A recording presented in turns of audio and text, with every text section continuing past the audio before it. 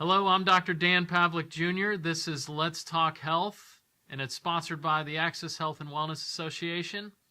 We're in the world of psychology and psychiatry this week, which I have a medical doctor with me today, Dr. Renu Velisetty, and she is a psychiatrist that deals with, she is double board certified in adolescent, child, and adult psychiatry. Welcome to the show. Appreciate you coming in, and look forward to this conversation. So just explain a little bit about what got you into, and just a little history on you of where you're from and what got you into the world that you're in. Yeah, I grew up always loving the brain. There was something, even since I was little. I remember 7th grade, I did a school report on a profession, and it was a neurologist. And my whole life, I thought I was going to be a neurologist. So always just fascinated with how the brain worked. And so went to med school, and I, again, thought I would do neurology, but I realized what I really liked about the brain was more brain and behavior, being able to listen to people, hear their stories about what they've gone through. And so that led me to psychiatry. Started the psychiatry residency in upstate New York, did my fellowship in South Dakota, really liked working with kids, and then started practicing from there. So, Where in South Dakota? Sioux Falls, South Dakota. Right. I haven't been to South Dakota. I've been to North Dakota because I was in school in Minneapolis area when I was in chiropractic school. But how'd you deal with the winters? It was rough. But spent 2 years there. One of the years I was pregnant, which actually made me a lot warmer for the winter, so that actually helped. Well, awesome. So you have the double board certification. Would you say it's a 50-50 split of your patients, like kids and adults? Right now it is. I was practicing in Des Moines, Iowa for several years before we just moved here, and there it was maybe 70% kids, 30% adults, mainly doing outpatient. I did some work with a women's substance use clinic, a residential clinic. So I would get to see the women there. Their children would stay at the clinic. And so I'd sometimes get to see their children as well if they needed any psychiatric help. And now that I'm here, I would say, yeah, it's about 50-50, seeing all ages of kids and adults too. And the clinic is Lotus Integrative Psychiatry, and it's here in Orlando, correct? Yeah. And you started that when? Started in May of this year. Very good. Well, congratulations Thank on that. you. And like I said, I'm happy that you're here, talking with me and educating me, not only everybody else, but I feel like you and I are having a conversation. I feel like all of us can utilize this at some point in time in our life. Right. So let's dive into your world of psychiatry and psychology, psychotherapy. Mm-hmm. What differences are there? I know it's a different, people get it confused. Yeah. To where psychiatrists, psychologists, what do I need to see? What's the difference? So, explain that to us a little bit. Sure. Yeah. 2 very similar sounding words, but do very different things with a lot of overlap. So psychiatrists go to medical school, have more of the medical perspective on psychiatric issues, can prescribe medications. Psychologists often might go into different tracks, maybe a research tract, or they do more talk therapy. Some psychologists do therapy as well as like psychological testing, not as much of the medication aspect. So we depend on them, and I think oftentimes they depend on us too. So there is a lot of overlap with the types of things that we're seeing, and we just have different approaches of how to treat it. But usually most studies show that combination of therapy with medications, so a psychologist and a psychiatrist, tend to be most beneficial. Now, living in both worlds, if patients start on medication, and do you look to try to wean them off of that based on the other skills that you have with the other treatments that we'll talk about here shortly that are a little bit more conservative? Like, do you look to try to do that with each of these patients? Yeah, it kind of is It's a kind of a case by loaded case question, I basis. guess, No, it's but- a great question because I think a lot of people are very hesitant, understandably so, to even start medications because there's, I think, a lot of worries about it. The side effects, are you going to get dependent on it?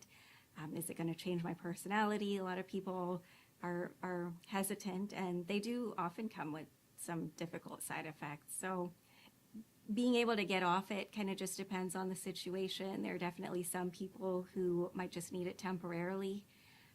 And as they learn the skills to be able to manage the symptoms or emotions, they might be able to wean off. Some people, it might be a longer term process, but I think as long as you always have the stable foundation and you're continuing to learn and develop skills to be able to manage things, it can be an option to try to wean yourself off. Well, we would work with you to wean yourself off little by little, just to see how it goes. I think that's good for everybody to know. I mean, you want to have that mindset, just a more open mindset to it when you go into it. So, as far as conditions, I mean, broad range of conditions, but I kind of want to hone in on some of the more probably frequent ones that I would imagine you see, where there is depression, anxiety, ADHD. I want to bring up another one here shortly, but I kind of want to talk about those three. And my curiosity, when I knew I was going to be talking to you, was since 2020, since the COVID pandemic, what have you seen with those three things? Depression, anxiety, attention deficit issues. I mean, got to be an uptick, right? That's a good question. I think since the pandemic, I've definitely noticed an increase in anxiety. That would probably be the most common. Also depression too.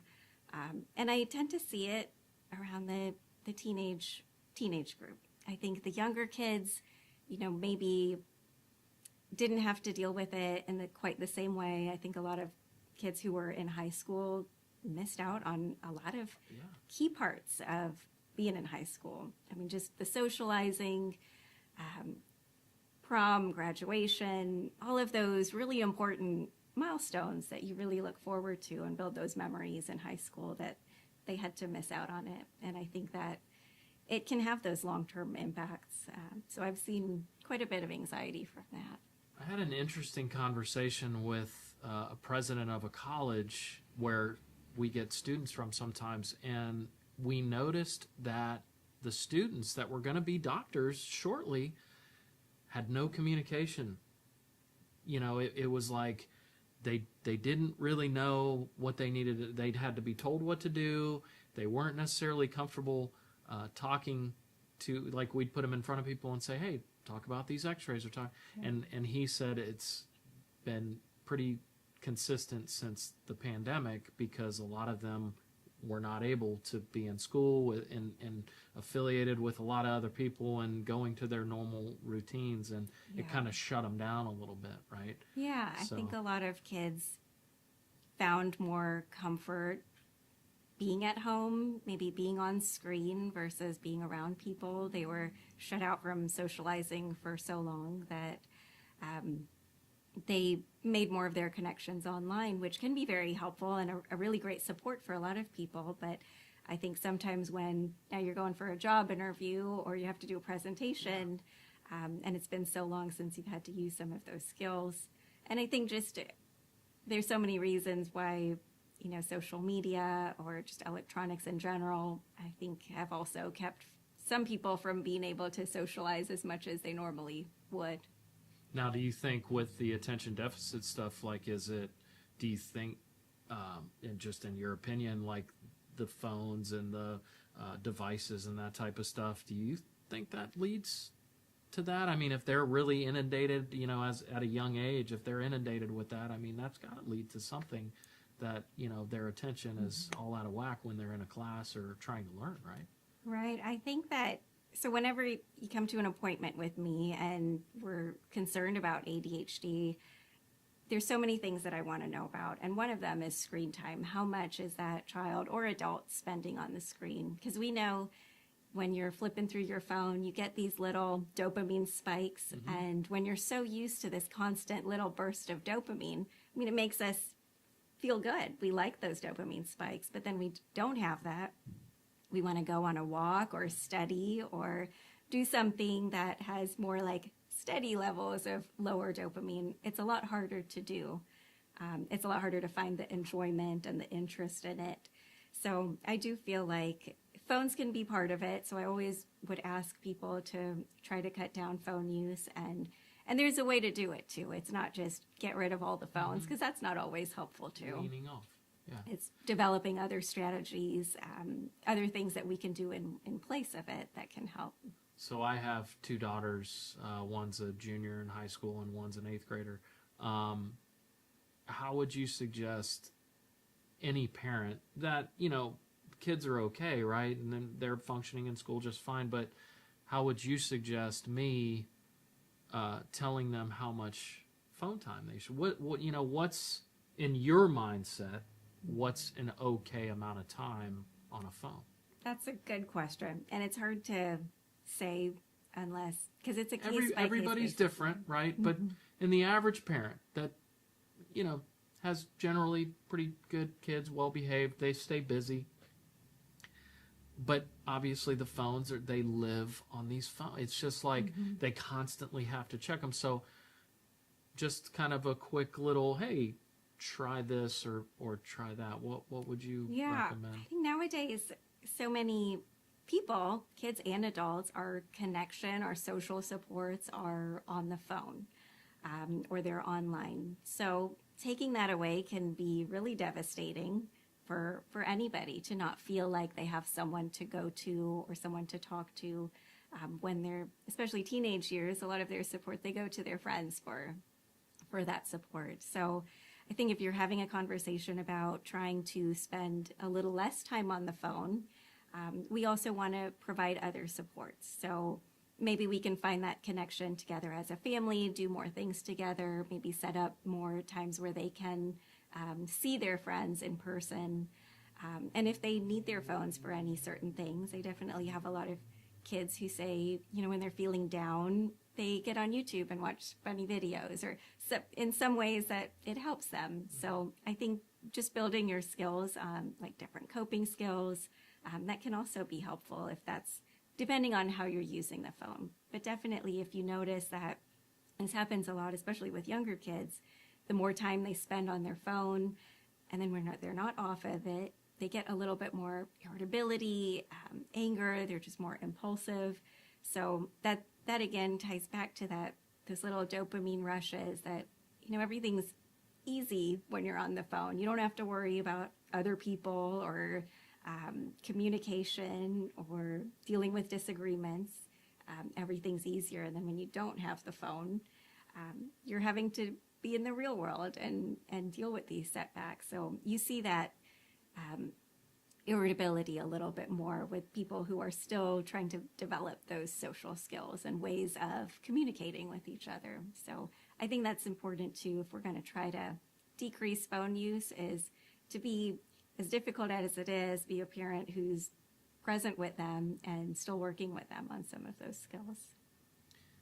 So with a kid that is very reliant on a phone and they're dealing with either anxiety or ADHD, and they're relying on that dopamine rush.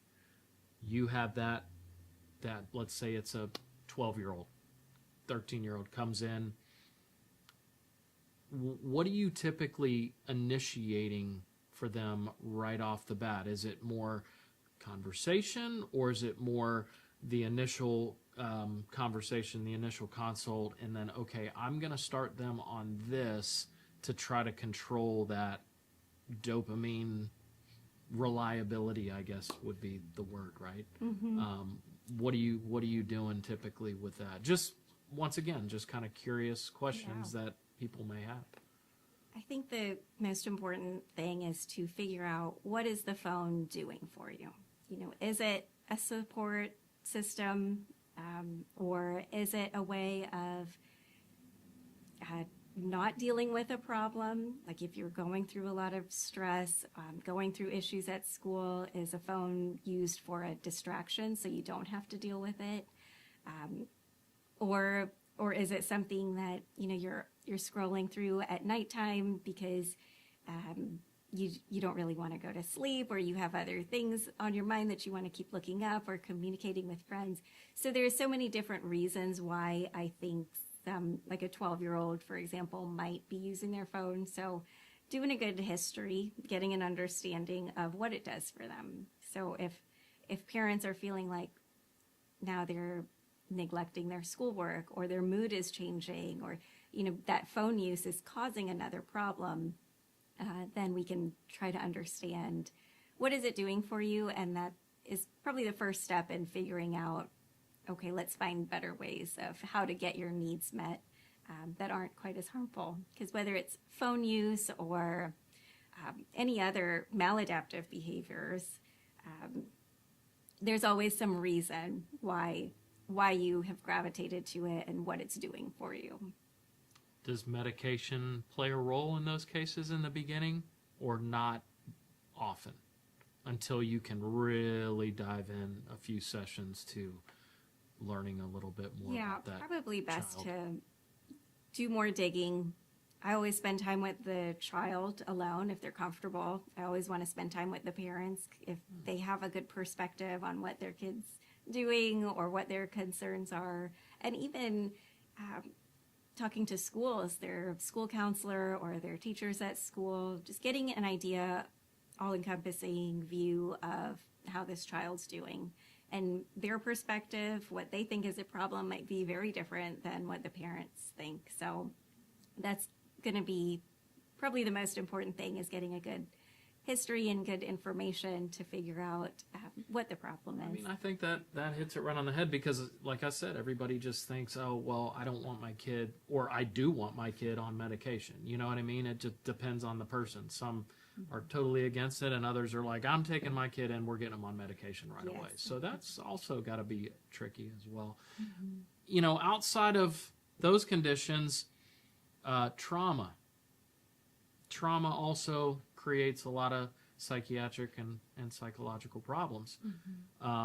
Physical trauma, as well as historical or emotional trauma, or family trauma. A lot of different trauma out there, but you also see both of those realms as well, from a standpoint of like stuff that I see. What are you in a patient that gets in a bad car accident?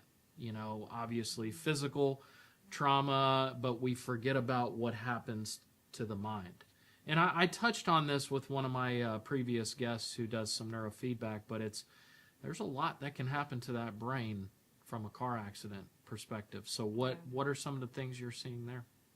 Yeah, like you said, so many different kinds of trauma. And I think a lot of times things that we might not even recognize as trauma, like having a very difficult childhood. Maybe you did have two present parents there, but maybe they weren't emotionally available.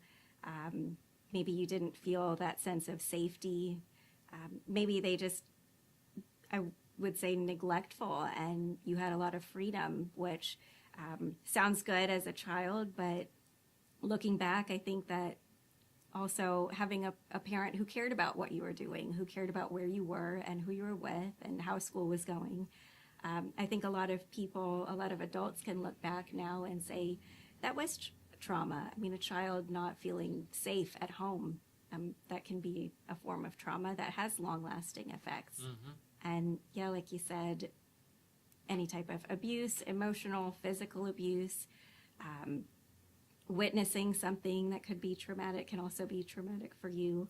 A car accident, for example. And I think a lot of times that there are these traumas that might not present in the typical way that we see PTSD, like the nightmares or the flashbacks, but they might present, especially in kids. You would see more behavioral issues, anger and irritability. It might present more as anxiety, but the root of it might be trauma. Same with adults too. I think sometimes ADHD symptoms, if we don't do enough of the digging into the history and childhood of someone, it might look like ADHD, but it's really at the root of it, a trauma response, that dissociation, the anxiety, the kind of not really paying attention to where you are and what you are doing. I think a lot of times that trauma can present itself in so many different ways. Okay. So when you go onto your website, you have some of the treatment options. And obviously, in my world, we're looking for those integrative, those alternative types of options. But I was reading about different things, and I recognized some, and I didn't recognize others. But one of the things was gene site testing or gene site treatment testing. Mm-hmm. Can you kind of explain that and what you would utilize that for? What kind of conditions or what you're looking for in that world? Yeah, so gene site testing, it's a pretty easy test, just a cheek swab that you mail to a facility, and they give you a report. They've kind of separated it into like red, yellow, and green. They look at how your genes might interact with a variety of psychiatric medications, and it mainly looks at the metabolism for it. So big misconception is that it will tell you what medicine is going to work and not work. It doesn't really give that information, but it can tell you how you metabolize it. For example, one medicine might be a little bit slower to metabolize, which means it stays in your system longer, and you might develop more side effects to it. So maybe going at a very small dose might be helpful, versus a medicine that you metabolize very quickly. You might need a higher dose to have the same effect, just depending on your genes. Okay. So a lot of prescribing of medications, we could narrow that down to maybe a few different medicines, depending on the person and what they're going through, and maybe considering the gene site testing as well. Yeah, instead of you going, well, we could try this, or this, now you're having this test come back and saying, okay, we need to do this or this. Mm-hmm. Okay, yeah. So that helps with the medicinal side, and then you've got some different alternative approaches, some integrative approaches that you call them. And one of them is transcranial magnetic stimulation, or TMS. I have no idea what that is, so you'll have to explain that a little bit better. Yeah, TMS, it uses electrical impulses for a variety of different issues. So it is FDA approved for treatment-resistant depression, but it's used for many different things like PTSD, anxiety. It can be a really safe option for pregnant women who are struggling with symptoms, because there's always concern with how medications are going to affect the baby or the mom breastfeeding. So that can be a safe option. So what's the setup for the TMS? So it's usually about 6 weeks of going every day, and it's called a coil. It's kind of like a small metal piece that goes on your head, and it kind of feels like a little tapping. So it's not painful. You can be awake. You don't have to be put under or have any type of anesthesia. You could be watching TV while you're doing it for 20 minutes. And I like the analogy of TMS versus medications. So it's like if your car needed gas.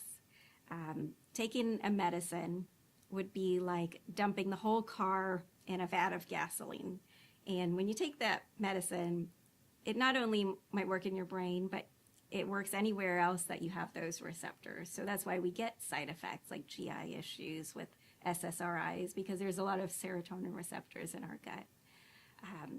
On the other hand, if you just take the nozzle and fill in the gasoline tank right there, then it just gets localized right there, and that's how TMS works. Just localized on the specific areas of your brain where we've known to have benefit, that stimulating those receptors, neurotransmitters, can give a relief of symptoms. Okay. I love the analogy, because I'm an analogy person, so I really like that analogy. Mm-hmm.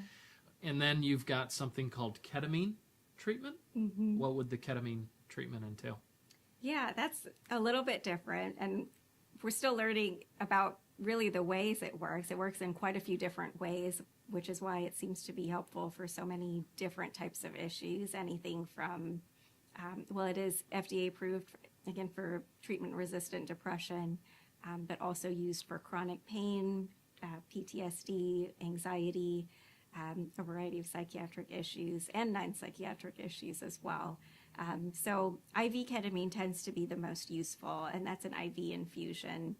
It works very quickly, so sometimes like acutely suicidal patients, for example, even within the day or two, you might resolve those suicidal thoughts. Okay.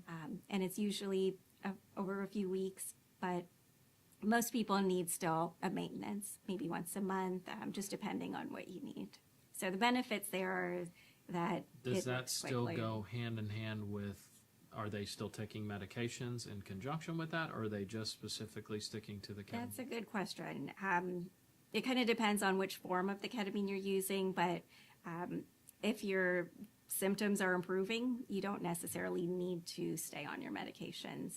Oftentimes people notice improvements and can over time slowly wean down, at least on some of them. Okay, very good.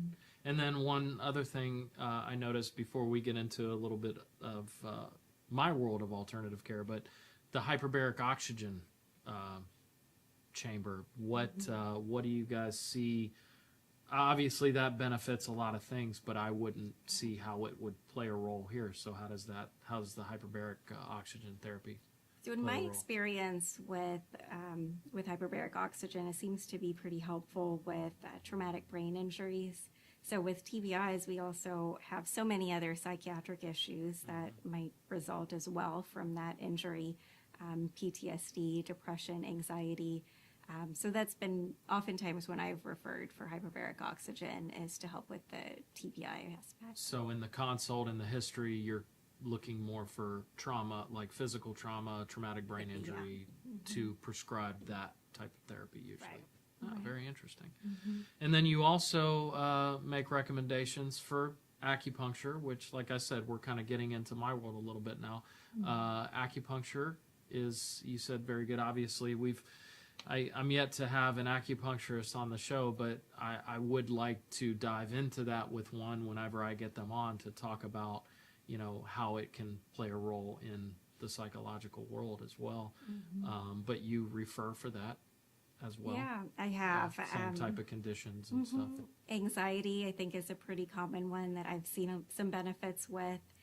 Also with focus, too. I'm sure it's been used for so many different things, but in my experience, if people are open to different ways of trying to heal, I think that can be a great option. And then acupuncture and nutrition go hand in hand in a lot of cases. I actually have a nutritional rep that's coming on in a couple of weeks that I'm excited to talk about because, obviously this conversation now as well. What are you seeing from a nutritional aspect? Is it just more dietary changes, or is it both supplements and dietary changes? Both. I think, again, getting a good history of the patient's lifestyle is really important. So getting an idea of what someone eats can give you a little bit more insight to their symptoms. Obviously, kids, big time. I think we're still working on thinking of food as medicine, but that's something that I always make a point to discuss in our appointments is a lot of times different foods might trigger a different cascade of events or inflammation. So sometimes weaning down or cutting out certain foods might give us a little bit more insight into certain things. Like I think there are some, it's not often, but sometimes ADHD symptoms, anxiety, a lot of GI issues. Well, and I just feel like, look at the commercials we watch now on TV. It's Burger King, Taco Bell, McDonald's. I mean, there's nothing out there that's showing us how to eat right. It's like, hey, a cup of broccoli a day might do this for you, or you know what I mean? It's just that it's crazy how, and you're seeing these kids growing up on that. Just, for us, when I was growing up, I grew up, I was born in 79. So it's like growing up in the 80s and the 90s, it was a thing, but it was kind of more of a treat. Now it's, okay, today we're going to Chick-fil-A, tomorrow we'll go to McDonald's, the next day we'll go to Burger King, and I mean, that's what these kids are growing up on. So yes, the gut problems creating the physical problems and the mental problems and all that stuff is a huge deal. Yes, our minds and our guts are constantly Connected. communicating. Yeah. And I'm so used, we often think of our mind up here, but really I think of our mind as just our whole body, because it's all communicating and talking to each other. It's one system, right? Well, and that's the cool thing about acupuncture is it focuses on all the different systems. Well, let's tie this into that. How's your diet? How do you sleep? What time of the night do you get up at? And then, but all of it ends up coming back to the gut for sure. A lot of it does. And supplements can be helpful in that way, and trying to heal certain things or certain deficiencies that might be contributing to problems. So I've been depending on certain supplements. Depending on the person, it can be helpful. Okay. Obviously, I'm a chiropractor, and in our office, we do chiropractic. We do physical therapy, exercise, stretching. We do acupuncture as well, massage therapy. So all of these things can also be recommended for people that are looking for that type of care to help with, physical injury or physical stress, mental and emotional stress that, of course, people are like, oh, I've got deadlines to meet, or, oh, I've got 4 kids, and I'm trying to keep up. I'm just so tight. I'm so stressed out. And, so that all ties in as well. So you've got all these things, this whole big realm of treatment that people can get benefit from, but they have to be open to it, right? And they have to be educated properly and say, hey, try this, try that. So, hopefully by watching this, people can get a little bit more insight in all the things that you guys look at as far as that's an option. This is an option. So, and that's what we're trying to do here is just give people the education and give people the options of all the different things we can do. Before we wrap up, there is one more form of treatment that you also do that you mentioned to me are called mind-body skills. Yeah. So to explain that a little bit. I'm familiar with it, but I'm sure a lot of people want to hear about that too. Yeah, there is so many things that encompass mind-body skills, but at the root of it is trying to connect our mind and our body. And that can be done with so many different ways. We mentioned trauma earlier, for example, and sometimes with a very difficult event, traumatic situation, our bodies do a protective thing and kind of shut down certain parts of ourselves, almost a disconnect between our mind and our body. And it can be, helpful right in the moment to try to protect yourself from the situation. But when that trauma has passed, our bodies are still essentially stuck in that disconnect. So our mind might be saying, the trauma has passed and we're safe, we're okay, let's move on. But our bodies are still stuck, maybe having those panic attacks, maybe physical pain from the trauma that we're holding. Just a variety of different ways that we physically hold psychiatric issues, mental issues. So mind-body skills, it could be anything from dancing, yoga, to meditation. Mindfulness is a form of meditation. So all of those things help bring back that connection of your mind and our body. And why do we want that? Because when our body is going through something, and our mind is accurately able to register what that feeling is and what it means, then we're better able to know what to do with that feeling. If we have this disconnect, then it's much harder to figure out how to cope with it or even understand why we're feeling that way in the first place. So, when you talk about that, you would think most of us, it's kind of like brushing your teeth, right? We brush our teeth obviously to prevent decay and cavities and those types of things, and it's just we're taught that at a young age. But when you talk about just taking a little bit of time over here every day to just shut down, and like you said, whether it's meditation, it's prayer, yoga, whatever, just breathing exercises in general, to calm things down. I just stretching. I mean, people are like, wow, I feel so much better after stretching for 5 minutes or 10 minutes. But what is our problem? We never have time. We never find the time. But I always use that analogy of we get up every day, and what is pretty much guaranteed in everybody's routine that we're going to do is brush our teeth, right? Mm-hmm. Wake up, put some water on your face. You might, whatever else you have to do, but brushing your teeth is always in just about everybody's routine. It's like we have to think about some of these other things that you just talked about. If we can incorporate that into our day, I think that would help a lot more people.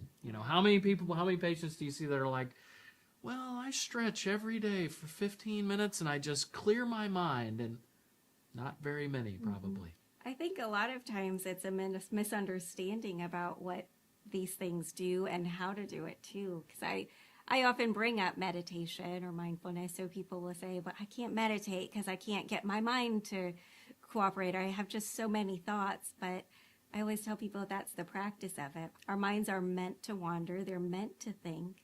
So the practice of bringing it back to your breath or bringing it back to whatever you're doing in the moment is the benefit. So there isn't really a wrong way to do it. Just really the effort to do it is what counts. It is the effort, and we all just need to do a better job, every one of us. So, well, Dr. Velisetty, I greatly appreciate it. This is Dr. Renu Velisetty. She is double board certified here in Orlando, Florida. The clinic name is Lotus Integrative Psychiatry. So grateful for you to be on the show. We appreciate it. Hopefully it educated a lot of people today. And if you don't have anything else to ask or correlate with this, then that'll be it for today. And I know your time is precious, so we'll get you back out there helping people. All right. Thank you for having me. No problem. We appreciate it. And once again, this is Let's Talk Health. I'm Dr. Dan Pavlik Jr. We will see you next time.